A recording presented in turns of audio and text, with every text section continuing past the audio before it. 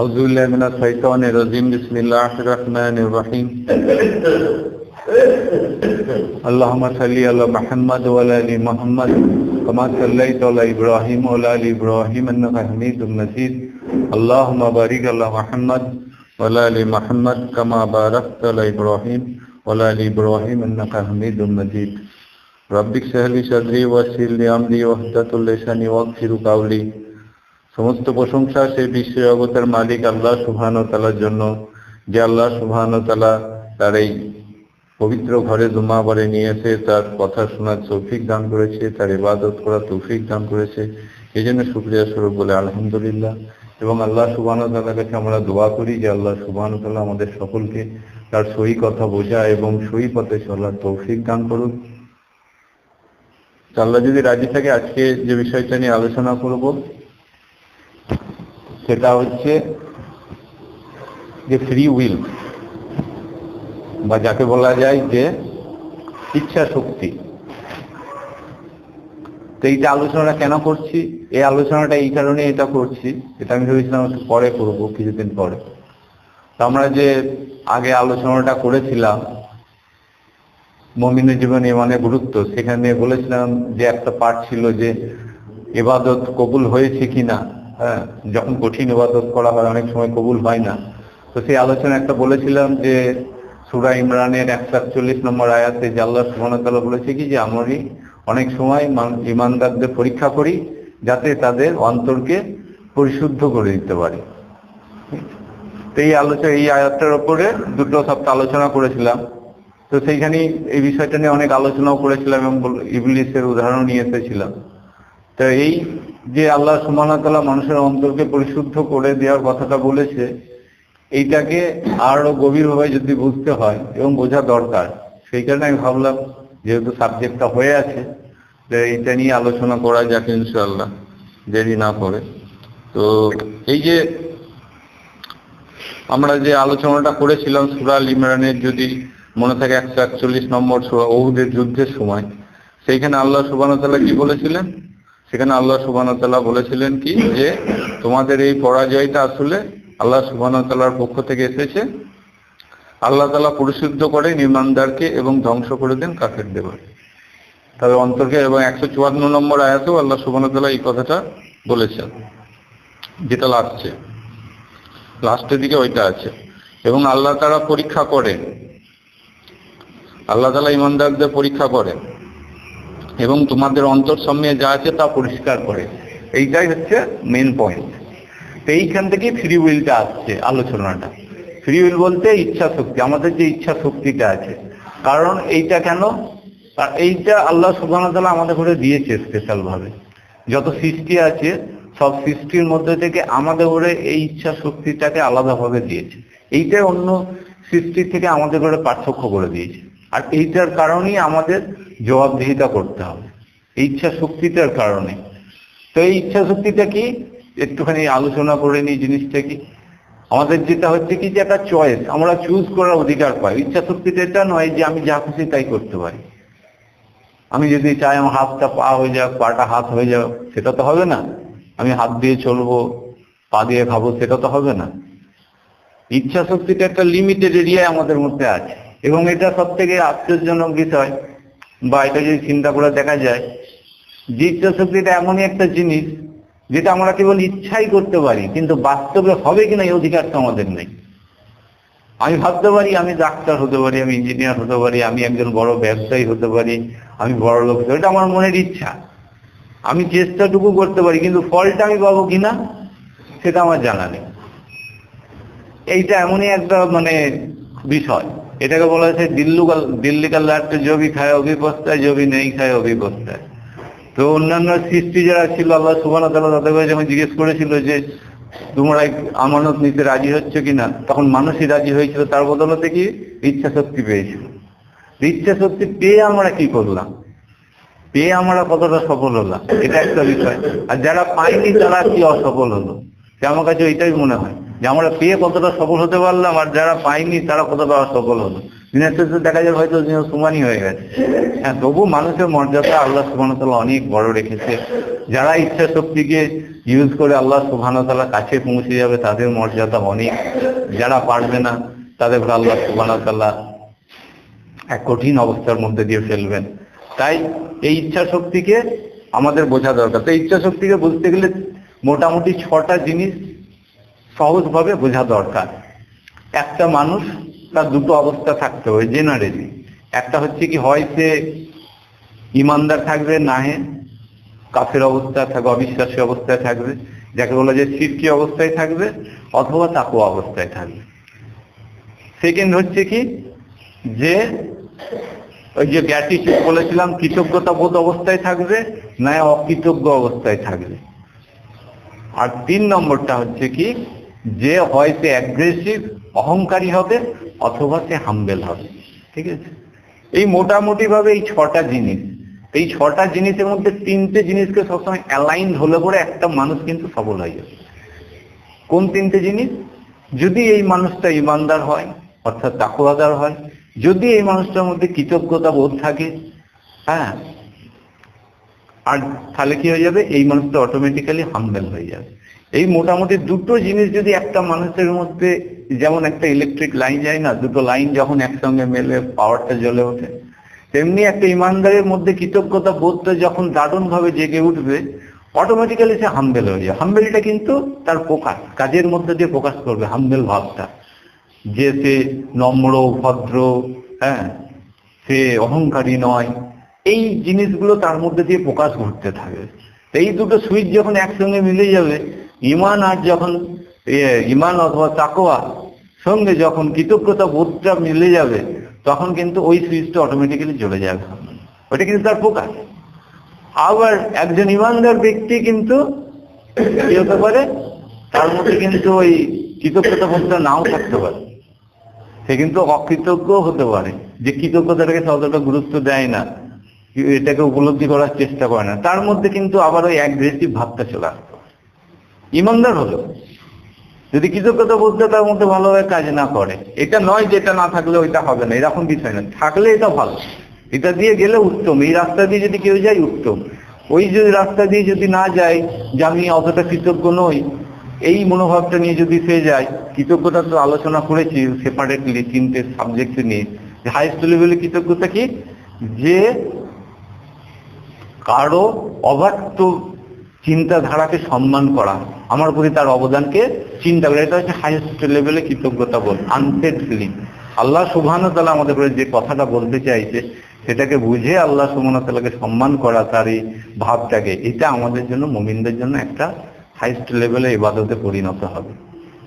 তো যে ওই পথটা দিয়ে যেতে পারলো না, তার জন্য কিন্তু ওই অ্যাগ্রেসিভ নেচারটা চলে আসতে পারে, অর্থাৎ অহংকার আমিত্ববোধটা তার মধ্যে কিন্তু চলে আসতে পারে। সেইটাই ওই অন্তরের যে পরিশুদ্ধ এই আয়াতটা বললাম, এইটা হচ্ছে মূল পয়েন্টে ওইখানে লুকিয়ে। আল্লাহ সুবহানাহু ওয়া তাআলা ইমানদারকে দিতে কখন চান না, একটা অন্যতম প্রধান কারণ হচ্ছে কি, যে তার মধ্যে কোনো এক জায়গায় কৃতজ্ঞতা বোধের অভাব আছে বা চিন্তাধারার অভাব আছে, যেটা তাকে অহংকারী করে দিতে পারে, যেটা তাকে আল্লাহর থেকে সম্পর্ককে দূরে করে দিতে পারে, এইরকম একটা বিষয় তার মধ্যে আসতে পারে।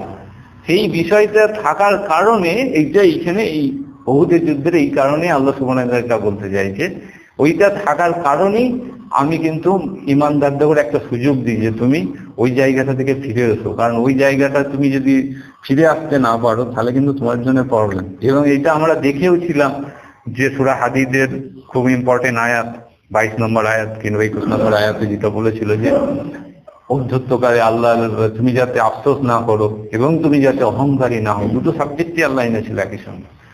যদি মনে থাকে আগের সপ্তাহে বলেছিলাম যে অহংকারী হলে কিন্তু আল্লাহ কিন্তু এটা পছন্দ করে না।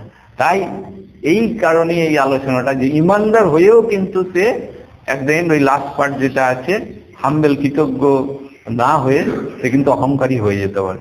তাই যাতে এই ফ্রি উইল যেটা বললাম, ইচ্ছা শক্তি যে পেয়েছে, সেই ইচ্ছা শক্তিটাকে তাকে কন্ট্রোল করতে হবে, এই ইচ্ছা শক্তিটাকে তাকে নিয়ন্ত্রণ করতে হবে। এই ইচ্ছা শক্তিটা একটা বিষয় হচ্ছে কি, যে আল্লাহ সুবহানাহু ওয়া তাআলা, এটা খুব ইম্পর্টেন্ট কথা, যে আল্লাহ সুবহানাহু ওয়া তাআলা কিন্তু 100% আমাদের উপরে কন্ট্রোল করবেন না।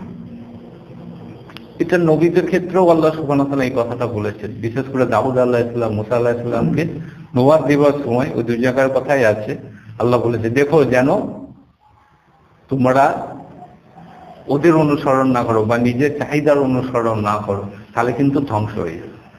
একটা জায়গা আছে যেইখানটা একটা মানুষকে তাকে নিজেকে কন্ট্রোল করতে হবে, যে জায়গাটা, সেই জায়গাটা কিন্তু আল্লাহ সুবহানাহু ওয়া তাআলা ইন্টারফিয়ার করবেন না। যতক্ষণ না সেটা খুব প্রয়োজন হবে ততক্ষণ আল্লাহ ইন্টারফিয়ার করবে না। সেটা কি? আমাদের চয়েস। ওই যে বললাম চয়েসের ক্ষেত্রে আল্লাহ সুবহানাহু ওয়া তাআলা আমরা কি চুজ করবো এটার বিষয়ে আল্লাহ কিন্তু ইন্টারফিয়ার করবেন না। যদি আল্লাহকে পারমিশন আমরা দিই কোনো কারণে তখন করবেন। এটা কিন্তু আমাদের সঙ্গে একটা এগ্রিমেন্টের মতোই আছে। যদি ওই কোরআন থেকে গুলো আয়াতগুলো বোঝা যায়, পড়া যায়, তাহলে বুঝতে পারা যায় যেটা আল্লাহ সুবহানাহু ওয়া তাআলা মানুষকে দিয়েছেন, যে এই তোমাকে আমি এইটা দিলাম, এই বিনিময়ে তুমি এটা দেবে। ব্যাপারটা হচ্ছে এই ধরনের। তাই আল্লাহ সুবহানাহু ওয়া তাআলা এক জায়গায় কি করে, যে মানুষকে তার উপর ছেড়ে দেয়, যে সে নিজে চুজ করুক এটা কি করবে। তাহলে আমাদের মধ্যে এইখানে যদি দেখা যায়, যখন একটা ব্যক্তি ঈমান আনলো, এটা তার চয়েস, সে চুজ করলো, আল্লাহর প্রতি ঈমান আনলো। এইবার সে ব্যক্তি চিন্তা করতে পারে যে আমি নামাজ পড়বো কিনা পড়বো না, ঠিক আছে। এবার যে ব্যক্তি ভাবলো যে আমি নামাজ পড়বো, হয়তো দেখা গেল তার একটা কোনো প্রবলেম হলো, সে নামাজ পড়তে হলে, যে বললাম ইচ্ছাটা সে করতে পারে কিন্তু কাজটা হবে কিনা সেটা সে জানে না, ঠিক আছে, এটা হতে পারে। আরেকটু ভাবলো যে আমি নামাজ মানে যে আমার নামাজ পড়া দরকার নেই, আমি তো ভালো মানুষ, এটা আবার অনেকের ধারণা আছে যে আমি তো ভালো কাজ করলেই আমার সবকিছু হয়ে যাবে, এটা একটা ধারণা আছে। হয়তো দেখা গেল সে ব্যক্তিটা একদিন নামাজ পড়তে চলে এলো, এটাও হতে পারে, নামাজি হয়ে গেল। তাহলে চয়েস করার অধিকারটুকু আমাদের আছে, এই চয়েসটুকু আমরা করব, কিন্তু ফলটুকু আমরা পাবো কিনা এই ইচ্ছা শক্তির দ্বারা কিন্তু আমরা বুঝতে পারবো না। এটা আমাদের খুবই লিমিটেড একটা পাওয়ার আল্লাহ সুবহানাহু ওয়া তাআলা পৃথিবীর বুকে আমাদের ঘরে দিয়েছেন, যে আমরা চুজ করতে পারি। এই চুজ করেই আমাদের ঘরে কিন্তু চলতে হবে, বাকিটা কিন্তু সবটাই আল্লাহর হাতে নির্ভর করছে। ওই জন্য বলা হয় কি, যে তোমার মানে আল্লাহ সুবহানাহু ওয়া তাআলার রহমতই হচ্ছে সব থেকে বড় জিনিস। এই রহমতটা যে পায়, সেই রহমতের মধ্যে যে থাকতে পারে, সেই প্রকৃত অর্থে কিন্তু সফল হয়। তো এইখানে এই যে ফ্রি উইলটা নিয়ে আলোচনা করলাম, তো এইখানে বলেছিলাম যে ইবলিসের যে ঘটনা আছে সেটাকে আলোচনা করব যদি সময় থাকে। ইবলিসের ঘটনা কোরআনে মোটামুটি ভাবে 8 জায়গায় এসেছে, নামটা 8 জায়গায় এসেছে, শয়তান নাম হয়তো কিছুবার এসেছে।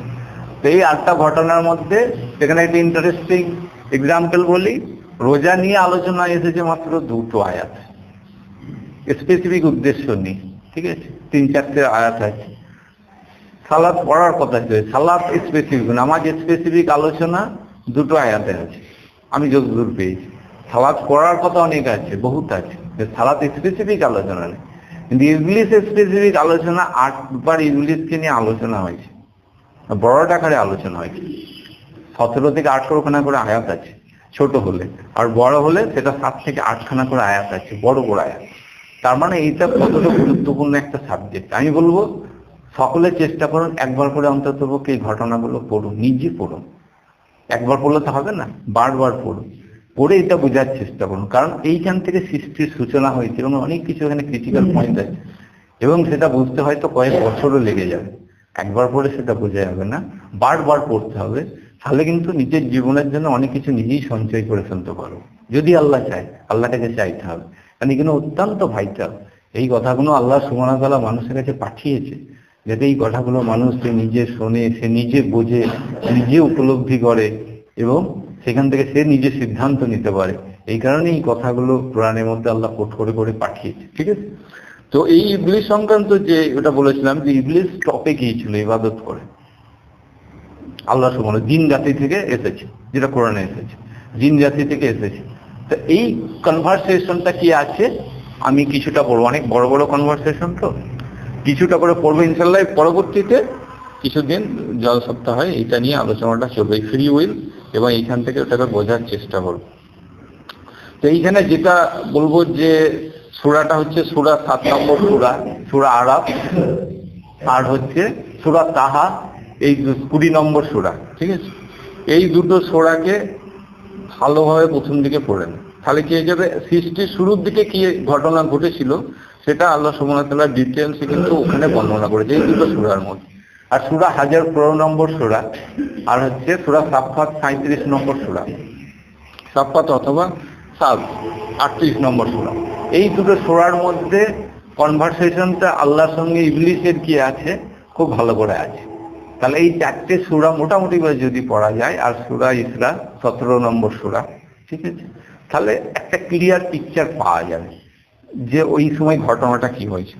তাই আমি 7 নম্বর সূরাটা পড়ি, যে এট দ্য বিগিনিং স্টেজে জিনিসটা কেমন ছিল। সূরা বাকারাতেও আছে, সূরা বাকারাত থেকে 7 নম্বর সূরার ঘটনাবলী অনেক উন্নত। আমি মোটামুটি আয়াতগুলো পড়ে যাব, কারণ বড় আয়াত তো টাইম থাকবে না।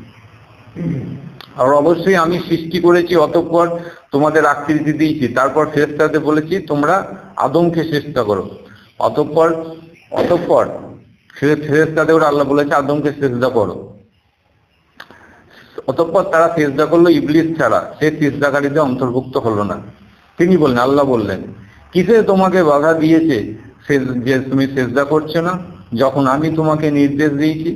তখন ইবলিস বলল, আমি তার চাইতে উত্তম, আপনি আমাকে আগুন থেকে সৃষ্টি করেছেন, আর তাকে সৃষ্টি করেছেন কাদামাটি থেকে। ঠিক আছে, তাকে সৃষ্টি করেছেন কাদামাটি থেকে, আর আমাকে সৃষ্টি করেছেন আগুন থেকে। এটা ইবলিস বলছেন। তখন আল্লাহ বলছে কি, তিনি বললেন, সুতরাং তুমি এখান থেকে বেরিয়ে যাও, তোমার এই অধিকার নেই যে তুমি এখানে অহংকার করবে, সুতরাং বের হয়ে যাও, নিশ্চয়ই তুমি লাঞ্ছিতদের অন্তর্ভুক্ত।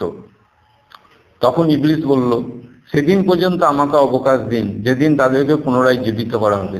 তিনি বললেন, নিশ্চয়ই তোমাকে অবকাশপ্রাপ্তদের অন্তর্ভুক্ত করা হলো। সে বলল, আপনি আমাকে পথভ্রষ্ট করেছেন। ইবলিস বলছে, আল্লাহ আপনি আমাকে পথভ্রষ্ট করেছেন, সেই কারণে অবশ্যই আমি তাদের সোজা পথে, তাদের জন্য আপনার সোজা পথে আমি বসে থাকবো। তারপর অবশ্যই তাদের নিকট উপস্থিত হব, তাদের সামনে থেকে, তাদের পেছন থেকে, তাদের ডান দিক থেকে, তাদের বাম দিক থেকে, এবং আমি তাদের আপনি তাদের অধিকাংশকে কৃতজ্ঞ হিসেবে পাবেন না। ওই যে কথাটা বললেন, কৃতজ্ঞ হিসেবে পাবেন না। আল্লাহ বললেন, তুমি এখান থেকে বের হয়ে যাও, লাঞ্ছিত হয়ে, বিতাড়িত অবস্থায়। অবশ্যই তাদের মধ্যে থেকে যে তোমার অনুসরণ করবে, আমি তাদের সকলকে, তোমাকে সহ তাদের সকলকে জাহান্নামে দেব। আবার বলে, হে আদম, তুমিও তোমার স্ত্রী জান্নাতে বাস করো, অতঃপর তোমরা আহার করো এবং সেখানে থাকো, যা চাও আহার করো এবং সেখানে থাকো, তবে এই গাছটির নিকটবর্তী হও না, তাহলে কিন্তু তোমরা উভয়ে জালিম হয়ে যাবে। অতঃপর শয়তান তাদের প্ররোচনা দিল, যাতে সে তাদের সামনে প্রকাশ করে দিল তাদের লজ্জাস্থান, যা তাদের কাছে গোপন করে রাখা হয়েছিল। এবং সে তাদেরও বলল, তোমাদের রব তোমাদের কেবল এই জন্যই এই গাছটি থেকে নিষেধ করেছেন, যাতে তোমরা ফেরেশতা হয়ে যাও, অথবা তোমরা চিরস্থায়ীদের অন্তর্ভুক্ত হয়ে যাও। এবং সে তাদের নিকট কঠিন শপথ করে বলল, নিশ্চয়ই আমি তোমাদের উভয়ের জন্য কল্যাণকারী। অতঃপর সে তাদের প্রতারণার মাধ্যমে প্রতারিত করে ফেলল। তাহলে এইখানে একটা ডিটেল ডেসক্রিপশন আমরা কিন্তু কি ঘটেছিল সেটা পাচ্ছি। এবার তোহাতে ওই একই ঘটনাটা আছে। আর স্মরণ করো, যখন আমি ফেরেশতাদের বললাম তোমরা আদমকে সিজদা করো, তখন ইবলিস ছাড়া সকলে সিজদা করলো, সে অমান্য করলো। আমি বললাম, হে আদম, নিশ্চয়ই এ তোমার এবং তোমার স্ত্রীর শত্রু, সুতরাং সে যেন তোমাদের উভয়কে জান্নাত থেকে কিছুতেই বের না করে দেয়, তাহলে তোমরা দুর্ভোগ পাবে। নিশ্চয়ই তোমাদের জন্য এই ব্যবস্থা থাকবে যে জান্নাতে, সেখানে তোমরা ক্ষুধার্ত হবে না, বস্ত্রহীন হবে না, এবং সেখানে তোমরা পিপাসার্ত হবে না, সেখানে তোমাদের রোদ লাগবে না। অতঃপর শয়তান তাদের করে কুমন্ত্রণা দিল, বললে, হে আদম, আমি কি তোমাকে বলে দেবো অনন্ত জীবনপ্রদ গাছের কথা এবং অক্ষয় রাজত্বের সম্পর্কে? অতঃপর তাদের উভয়কে সে গাছের ফল খেলো, তারা উভয় ওই গাছের ফল খেলো। তখন তাদের উভয়ের লজ্জাস্থান প্রকাশ হয়ে পড়লো, এবং তারা জান্নাতের পাতা দিয়ে তাদের নিজেদের আবৃত করতে লাগলো, এবং তারা আবৃত করলো। আদম তার রবের হুকুমের অমান্য করলো, ফলে সে বিভ্রান্ত হয়ে গেল। তিনি বললেন, তোমরা উভয় জান্নাত হতে একসাথে বের হয়ে যাও, তোমরা একে অপরের শত্রু, মানে শয়তান আর এদের জন্য বললো। আর অতঃপর তোমাদের কাছে আমার পক্ষ থেকে হেদায়েত আসবে, তখন যে আমার হেদায়েতের অনুসরণ করবে সে বিপদগামী হবে না এবং দুর্ভাগ্য হবে না। আর যে আমার স্মরণ থেকে মুখ ফিরিয়ে নেবে তার জন্য নিশ্চয়ই সংকীর্তিত জীবন এবং সে বিচার দিবসে অন্ধপ্রস্থায় উঠবে। তাহলে এই প্রাথমিক পর্যায়টা এই দুটো সূরা থেকে আমরা দেখতে পেলাম যে আদম আলাইহিস সালামকে আল্লাহ সুবহানাহু ওয়া তাআলা কিন্তু মানা করেছিলেন, ঠিক আছে, ইবলিসের কে অনুসরণ করার জন্য। কিন্তু সে আদম আলাইহিস সালাম শেষকালে কিন্তু ইবলিসের প্ররোচনাতেই পড়লো এবং সে গাছেরও ফল খেলো। আল্লাহ সুবহানাহু ওয়া তাআলা বলেও দিয়েছিল যে এই গাছটার কাছেই যাবে না, বাকি সব কিছু আছে, এই গাছটার কাছেই যাবেন। তো সেই গাছটার কাছে গিয়ে ফলটা খাওয়ার ফলে কি হলো, তাদের লজ্জাস্থান সমূহ তাদের সামনে প্রকাশিত হয়ে গেল এবং জান্নাত থেকে তারা বেরিয়ে যেতে বাধ্য হলো। তাহলে এইটা ছিল একটা পার্ট।